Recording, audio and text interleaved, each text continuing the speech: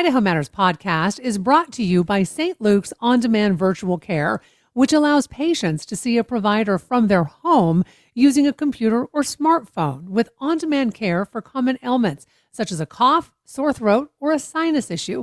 More information at stlukesonline.org. Idaho Matters is taking a deep dive into the loss of farmland here in the Gem State.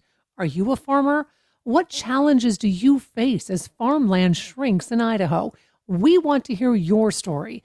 Email us at idahomatters@boisestate.edu or leave us a voicemail using the Talk to Us feature in the Boise State Public Radio app. And then listen to our series on farming called Land and Legacy. Episodes available on Monday afternoons in the Idaho Matters podcast feed.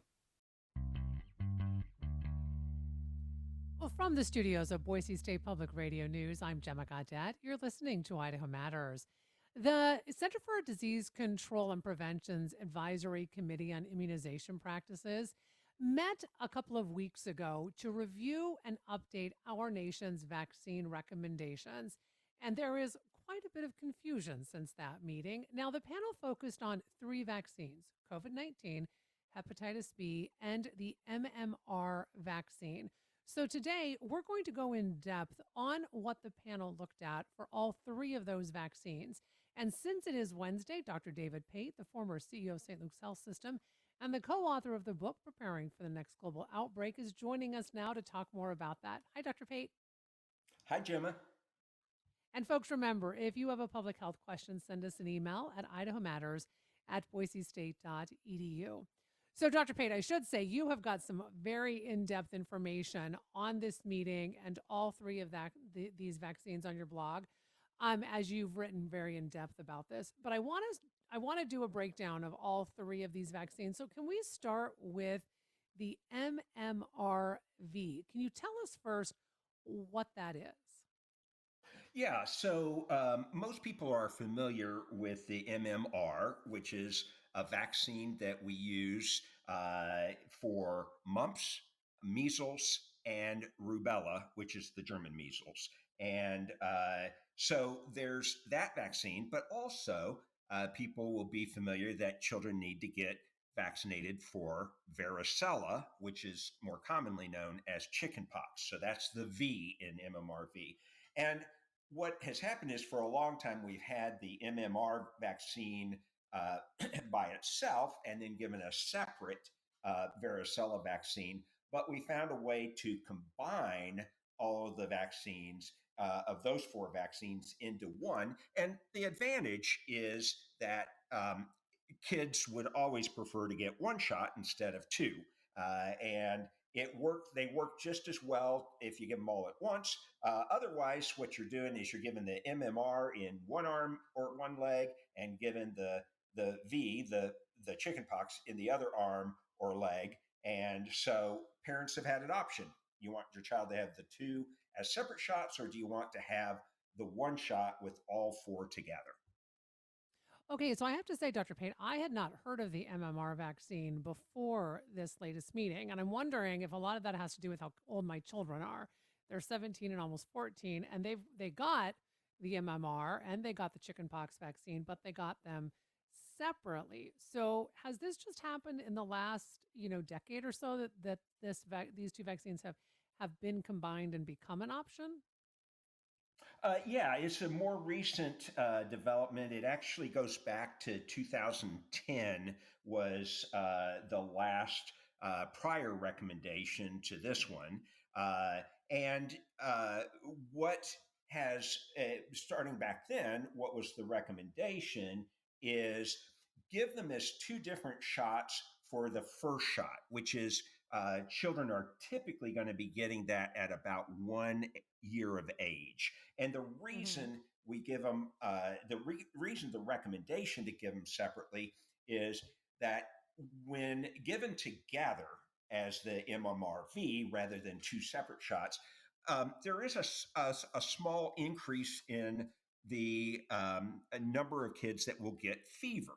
And then when kids get high fever, which does sometimes happen, if you give the 2 shots by themselves, about 15% of kids will get a fever of 102 or more. If you give them all together, it's about 21.5%. But why that makes Mm. a difference is there's about 2 to 4% of children who are at risk if they have fever that they'll get a seizure. Now, that sounds terrifying, and it is for parents, but we doctors know this is a common thing that we've observed for decades. It's typically harmless, it has no medical consequences, but it is alarming. And of course, we don't want kids to have it, and they grow out of it. Typically, by age 5, they won't have seizures when they have fever, but these same kids, they'll have seizures when they get fever from infection too. So it's not like this Mm. is just a vaccine issue. So the recommendation was give these as two separate shots when they are getting that very first shot between 12 and 15 months, because the most common time to get febrile seizures is between ages 14 and 18 months. So we recommend two separate. Now, despite that, about 15% of parents do still want to get their child to have them all combined. And that's fine. That has been an option to them. But 85% of parents choose to give them separate. But once they get ready for the second dose that we give between 4 and 6, it becomes much more rare for us to see febrile seizures. And so the recommendation is give the 4 shots together. You give them just one needle instead of two. So, why was the panel revisiting this issue? That was a great question, and it did not get answered.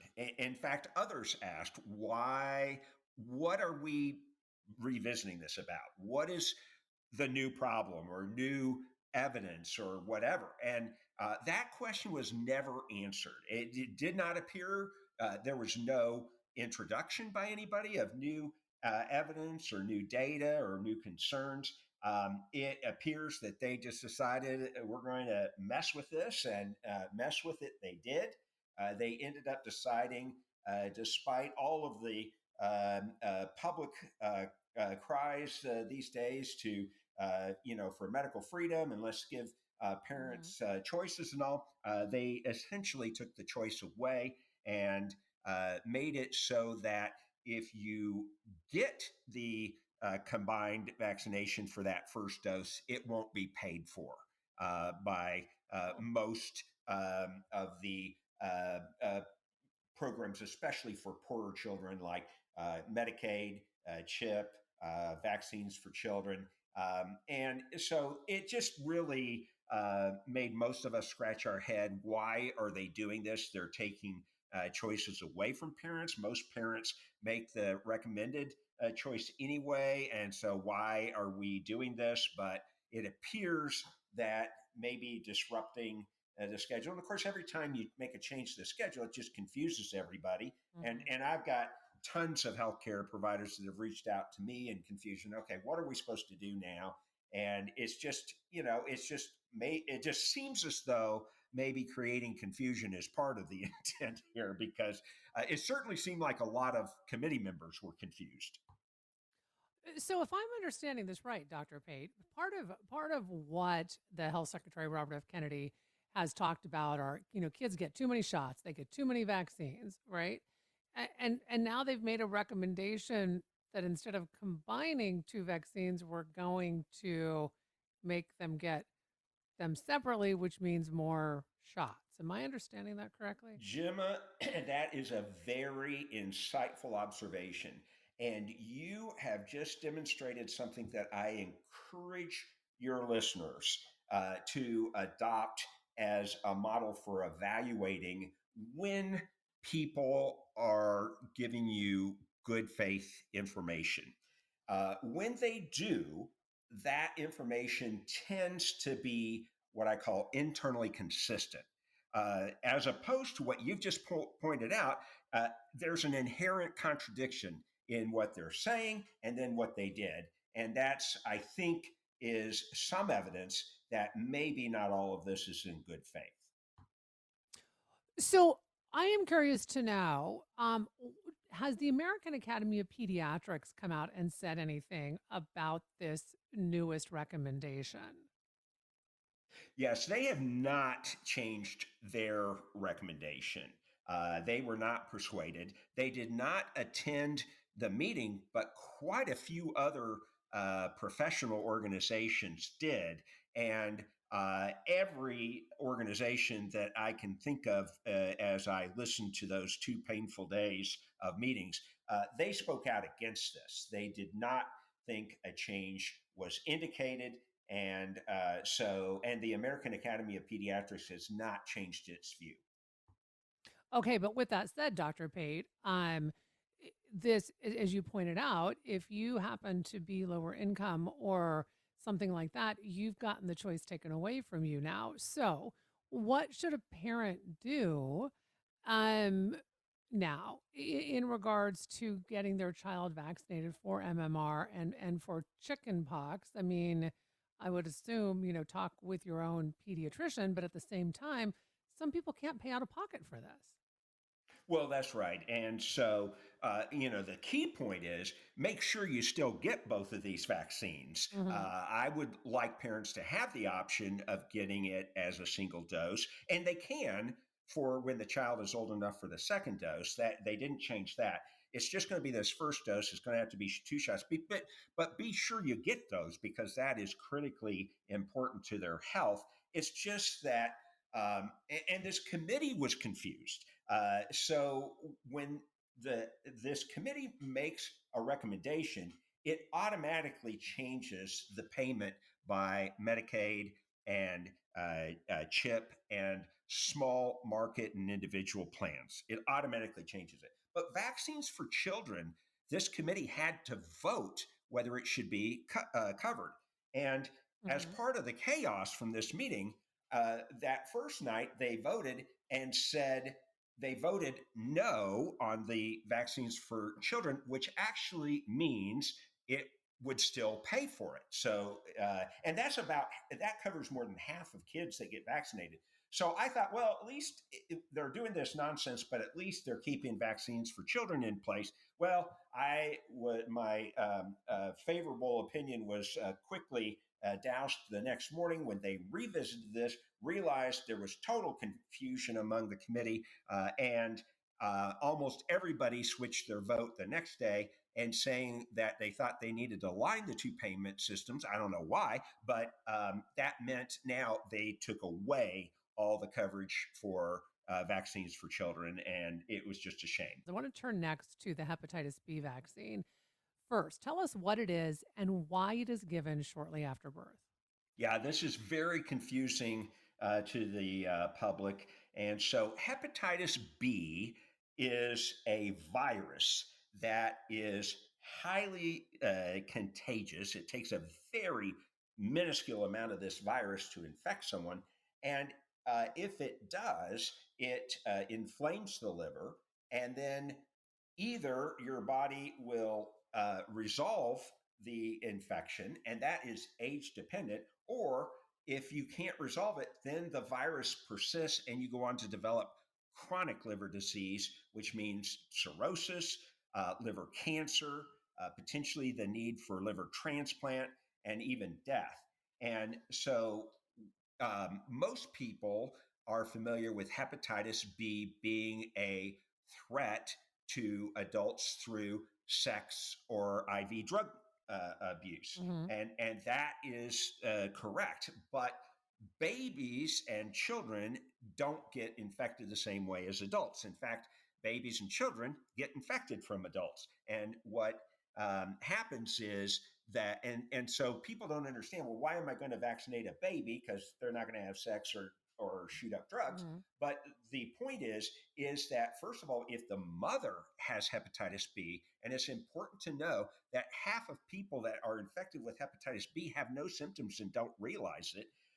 And so if we don't detect that the mother is infected, and about 12 to 15% of women that go through a pregnancy, we don't have that hepatitis B status. If they transmit it to their baby as a newborn, which will happen in 85% of cases if the mother is positive, then that those newborns have 90% chance of going on to developing Mm. chronic liver disease, and that will shorten their lives. If a child gets it between ages 1 and 5, 30% of them will go on to develop chronic infection. Now, so people might say, well, then just test the mother, and if the mother is negative, then there's no need for the vaccine. But that is not the case.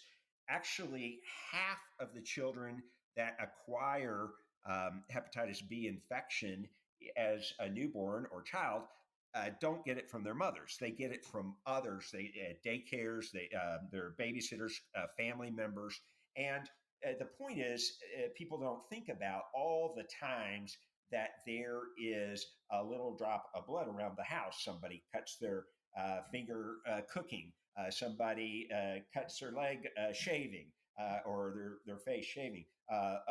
Accidents with kids, and the problem is this virus can remain viable for up to a week on surfaces, and so half of those cases are not related to the mother. So the U.S. adopted a policy of vaccinating, just vaccinating all children when they're born.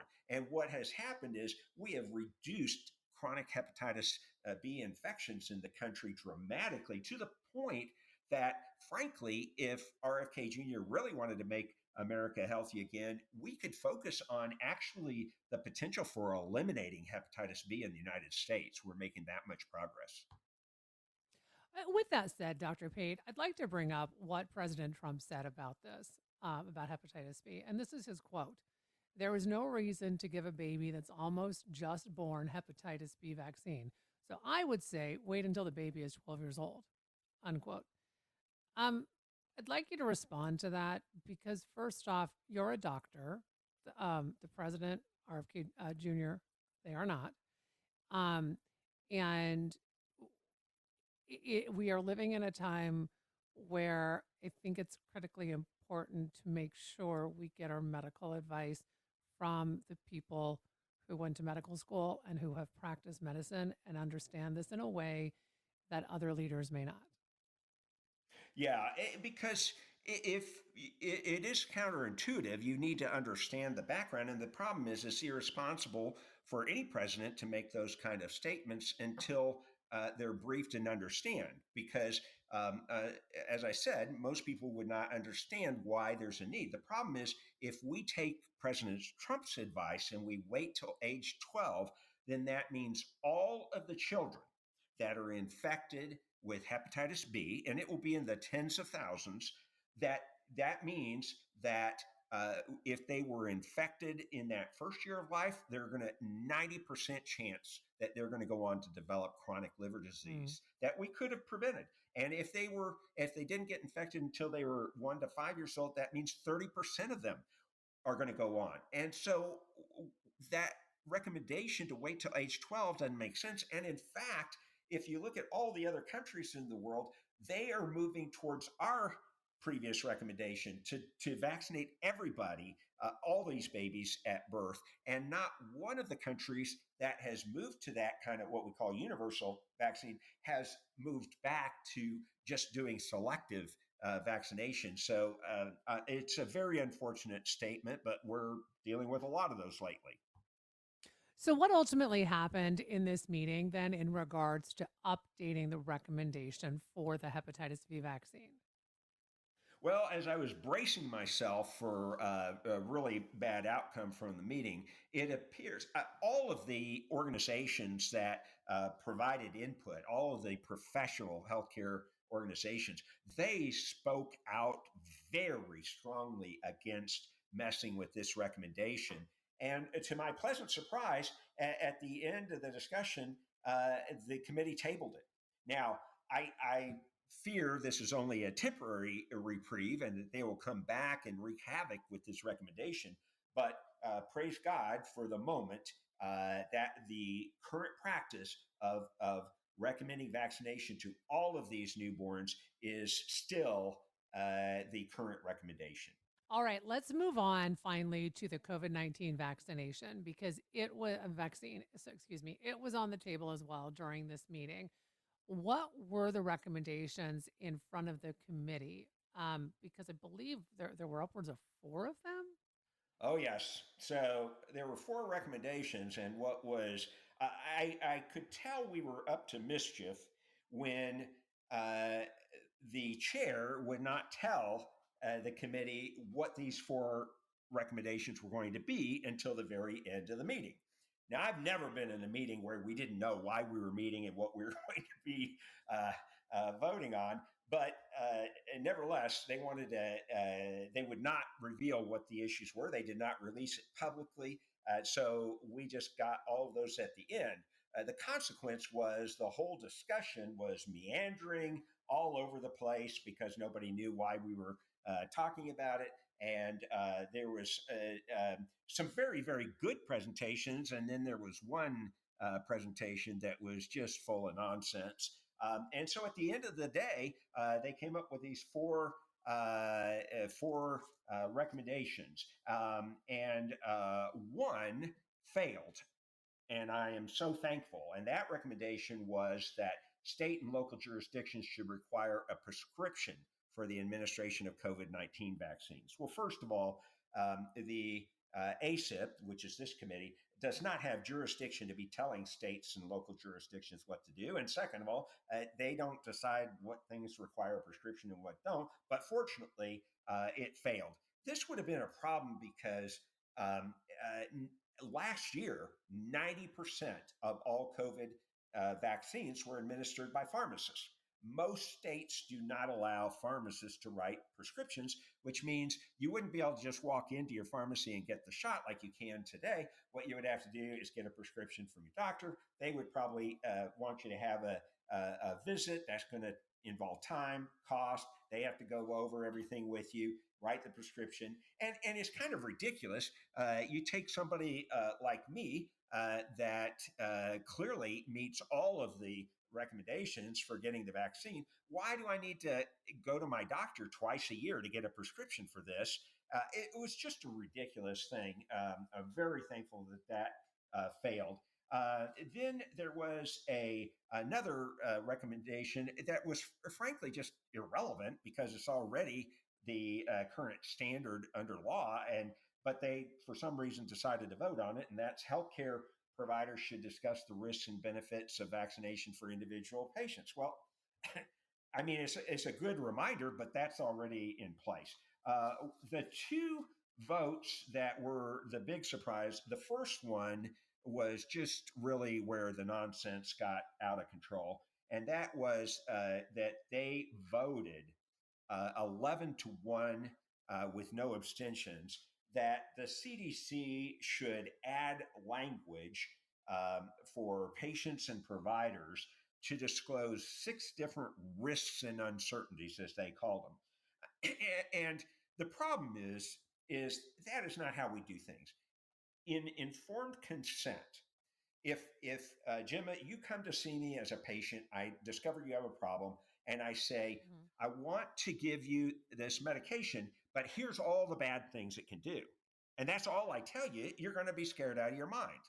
Uh, Mm-hmm. that's not informed consent. Informed consent is you present the benefits and the risks. They only wanted to add more risks. They didn't want to acknowledge any of the other benefits that have been proven, and they wanted to include risks that we don't even know that are risks. They're just things that people are postulating, or it's interesting it might be. And so that's not how you get informed consent. That one passed, and that is too bad. And then the final one was really the big surprise for me. We had heard RFK Jr. come out and say on social media that the new recommendation was going to be that you had to be 65 years of age or older, or younger individuals, you would have to have a major comorbidity that puts you at risk for the shots. So it looked like it was not going to be covered for most. This group, to my great surprise, they actually voted that essentially all ages starting at 6 months, you could get the vaccine with what they refer to as individualized based decision making, which means that You just talk it over with the pharmacist or the doctor to make a decision about whether you should get it. I was really extremely pleasantly surprised. I don't know what to make of it. I was very concerned, though, because usually when they phrase it that way, that doesn't mean that then, because it's not a firm recommendation to get it, is saying you should have that individual based decision making. Usually that means Medicaid, CHIP, vaccines for children, small plans, individual plans won't cover it. However, the chair said actually they would.